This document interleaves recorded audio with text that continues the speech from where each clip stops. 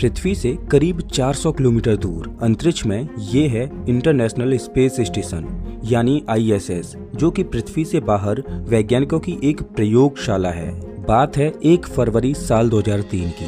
पिछले 16 दिनों से 7 एस्ट्रोनॉट्स इस ISS में रहकर वैज्ञानिक परीक्षण कर रहे थे और अब इन्हें वापस धरती पर लौटना था। ये धरती पर लौटने के लिए कोलंबिया स्पेस शटल में बैठते हैं और नासा का ये कोलंबिया स्पेस शटल धरती की ओर उड़ान भरता है। जो 7 एस्ट्रोनॉट्स इस स्पेस शटल में बैठे हैं उनमें से एक है भारतीय मूल की कल्पना चावला।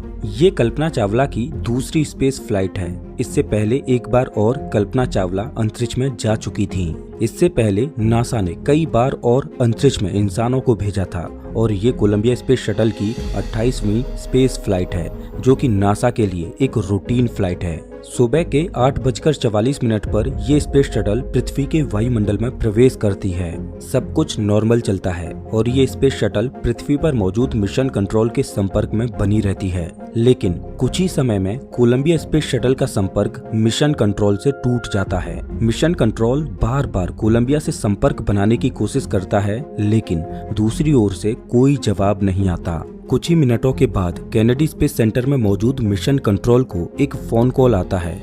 उस फोन कॉल में एक व्यक्ति मिशन कंट्रोल को टीवी चालू करके न्यूज चैनल देखने के लिए बोलता है। जब उन्होंने टीवी को चालू किया तो उसमें कुछ इस तरह के नज़ारे दिखाई दे रहे थे। ऐसा लग रहा था कि अंतरिक्ष से मीटियोरॉइड्स की बारिश हो रही हो। धरती पर री एंट्री के दौरान कोलंबिया स्पेस शटल में ब्लास्ट हो चुका था और कोलंबिया स्पेस शटल के टुकड़े टेक्सास शहर के ऊपर बरसने लगे। कुछ ही घंटों के बाद अमेरिका के राष्ट्रपति जॉर्ज बुश अपने देश को संबोधित करते हुए इस घटना के बारे में बात करते हैं। My fellow Americans, this day has brought terrible news and great sadness to our country. The Columbia is lost. There are no survivors. इस दुर्घटना में सभी एस्ट्रोनॉट्स मारे जाते हैं और मारी जाती हैं भारतीय मूल की कल्पना चावला। बाद में इस घटना के बारे में तहकीकात की जाती है, जिसमें चौंकाने वाली बातें निकलकर सामने आती हैं। तहकीकात में पता चला कि नासा पहले से ही जानता था कि ये एस्ट्रोनॉट्स जिंदा नहीं बचेंगे। नासा चाहता तो इन एस्ट्रोनॉट्स को जिंदा वापस धरती पर ला सकता था। आखिर कोलंबिया स्पेस शटल के साथ उस दिन ऐसा क्या हुआ था? आखिर नासा ने जानबूझकर इन एस्ट्रोनॉट्स को क्यों नहीं बचाया? क्या है भारत की बेटी कल्पना चावला की कहानी? नमस्कार दोस्तों, मैं हूं श्याम तोमर। स्वागत करता हूं आपका इस वीडियो में। इंटरनेशनल स्पेस स्टेशन अंतरिक्ष में बेमिसाल इंजीनियरिंग का एक नमूना है। फुटबॉल ग्राउंड जितना बड़ा ये ISS पृथ्वी की निचली कक्षा में घूमते हुए पृथ्वी का 90 मिनट में एक चक्कर पूरा करता है। अंतरिक्ष में इस विशाल स्ट्रक्चर को बनाने में करीब 10 सालों का समय लगा था। जब पहली बार 20 जुलाई 1969 को इंसानों ने चांद की धरती को छुआ तो इंसानों के लिए ये एक बहुत बड़ी छलांग थी। लेकिन अंतरिक्ष की दुनिया में मानव जाति का ये एक छोटा सा कदम था। चांद पर जाने के बाद अब इंसानों के सपने बहुत बड़े हो चुके थे। इंसानों की नज़र अब मंगल ग्रह पर थी। अब इंसान मंगल ग्रह पर अपना कदम रखना चाहते थे। लेकिन मंगल ग्रह पृथ्वी से इतना दूर है कि मंगल ग्रह तक पहुंचने में किसी भी स्पेसक्राफ्ट को 6 से 7 महीनों का समय लग जाएगा। इन 6 से 7 महीनों में स्पेसक्राफ्ट में बैठे अंतरिक्ष यात्रियों के शरीर पर अंतरिक्ष का क्या प्रभाव पड़ेगा? वो जीरो ग्रेविटी में 6 से 7 महीनों तक कैसे रह पाएंगे? इन सवालों को ध्यान में रखते हुए वैज्ञानिकों ने एक ऐसी प्रयोगशाला बनाने की सोची जिसमें ग्रेविटी जीरो हो, और ऐसी किसी प्रयोगशाला को केवल अंतरिक्ष में ही बनाया जा सकता था और यहाँ से नींव रखी जाती है इंटरनेशनल स्पेस स्टेशन की।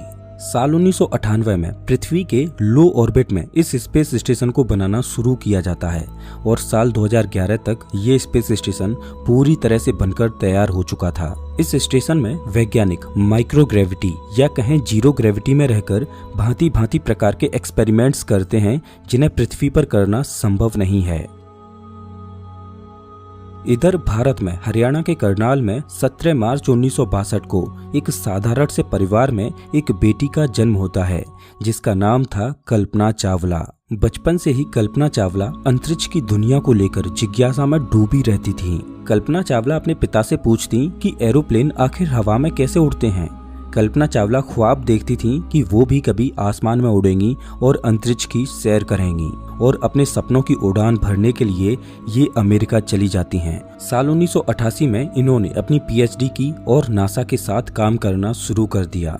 भारतीय मूल की कल्पना चावला भारत की ऐसी पहली महिला बनी जो अंतरिक्ष में गईं। कल्पना चावला की पिछली सफल उड़ान के बाद साल 2001 में अपने अगले मिशन के लिए नासा ने एक बार फिर से कल्पना चावला को चुना।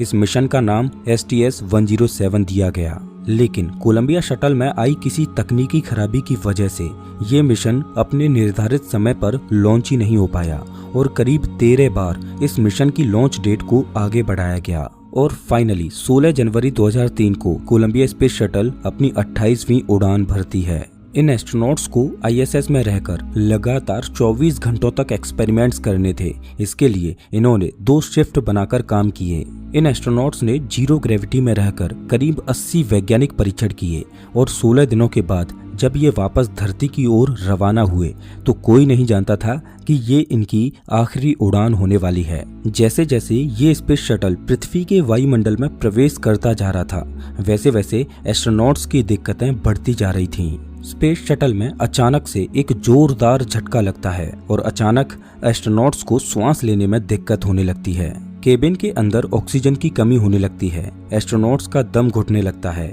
और सभी एस्ट्रोनॉट्स बेहोश हो जाते हैं और उनकी सांसें रुक जाती हैं। तभी अचानक से स्पेस शटल में ब्लास्ट हो जाता है और इसके टुकड़े टेक्सास शहर में चारों ओर बरसने लगते हैं। लेकिन अचानक से ऐसा क्या हुआ कि इतना बड़ा हादसा हो गया? इसके लिए तहकीकात शुरू होती है और स्पेस शटल के बिखरे हुए टुकड़ों को कलेक्ट किया जाता है। लेकिन खूब सारी छानबीन के बाद भी ये पता नहीं चल पा रहा था कि आखिर गलती कहाँ हुई है। सभी को लग रहा था कि हो सकता है कि इन एस्ट्रोनॉट से ही कोई गलती हुई होगी जिसका खामियाजा उन्हें भुगतना पड़ा। लेकिन जब बाद में बारीकी से छानबीन की गई तो पता चला कि इन एस्ट्रोनॉट्स ने कोई भी गलती नहीं की थी। इनको तो कोई अंदाजा भी नहीं था कि इनके साथ क्या होने वाला है।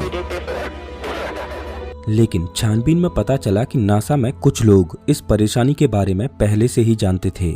जब हादसे से 16 दिन पहले ये स्पेस शटल लॉन्च हुआ था तभी उन्हें ये पता चल चुका था कि कोलंबिया स्पेस शटल में कुछ न कुछ गड़बड़ हो चुकी है।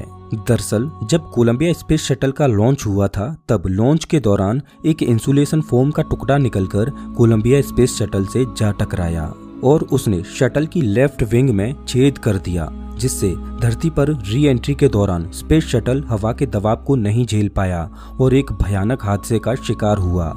नासा के इंजीनियर्स ने रॉकेट लॉन्च के बाद इस बात की जानकारी इस STS प्रोग्राम को मैनेज कर रहे रॉन डी डिटेमोर को दी और उसको बोला कि अमेरिकन स्पाइस सैटेलाइट्स की मदद से स्पेस शटल की तस्वीरें ली जाएं और इंसुलेशन फोम की वजह से होने वाले डैमेज को देखा जाए। लेकिन रॉन डी डिटेमोर ने इस बात पर कोई अमल नहीं किया और ना ही इसे सीरियस लिया और ये नासा की सबसे बड़ी गलती रही कि उसे सब कुछ पता होने के बावजूद भी उसने अपने एस्ट्रोनॉट्स को मौत के मुंह में धकेल दिया। इस हादसे के बाद नासा ने स्पेस शटल प्रोग्राम को करीब 2.5 साल के लिए रोक दिया और उसके बाद स्पेस शटल में भी कुछ बदलाव किए ताकि फिर से ऐसा कोई हादसा ना हो और सौभाग्य से उसके बाद आज तक फिर से ऐसा कोई हादसा नहीं हुआ। नासा ने इस मिशन में जान गंवाने वाले एस्ट्रोनॉट्स के सम्मान में मंगल ग्रह पर जिस जगह पर नासा ने लैंडिंग की थी उस जगह का नाम कोलंबिया मेमोरियल स्टेशन रखा। मंगल ग्रह पर मौजूद कुछ पहाड़ियों के नाम भी नासा ने इन्हीं एस्ट्रोनॉट्स के नाम पर रखे, जिनमें से एक पहाड़ी का नाम कल्पना चावला के नाम पर है। और आज मंगल और बृहस्पति ग्रह के बीच मौजूद एस्ट्रॉयड बेल्ट में एक एस्ट्रॉयड चक्कर लगा रहा है 51826, जिसे कल्पना चावला एस्ट्रॉयड के नाम से जाना जाता है। दोस्तों, इंसानों को अंतरिक्ष में भेजना कोई खेल नहीं। अंतरिक्ष में हर समय एस्ट्रोनॉट्स के सिर पर जान का खतरा मंडराता रहता है और नासा के लिए ये कोई पहली दुर्घटना नहीं थी। इससे पहले भी नासा ने कई दुर्घटनाओं और चुनौतियों का सामना किया था। आज हम नासा की कामयाबियों को जानते हैं कि कैसे नासा ने इंसानों को चांद पर उतारा था, लेकिन हम नासा के उस सफर को नहीं जानते जिसमें नासा ने ना जाने कितने बलिदान दिए और कितने एस्ट्रोनॉट्स को खोया। हम नासा की अपोलो प्रोग्राम की सफलता के बारे में तो जानते हैं कि कैसे नासा ने चांद को छुआ, लेकिन क्या आप अपोलो प्रोग्राम के पर्दे के पीछे की कहानी को जानते हो? नासा का अपोलो प्रोग्राम दुनिया के सबसे खतरनाक स्पेस मिशंस में से एक था, जिसमें अपोलो प्रोग्राम के पहले ही मिशन में नासा के 3 एस्ट्रोनॉट्स को अपनी जान गंवानी पड़ी।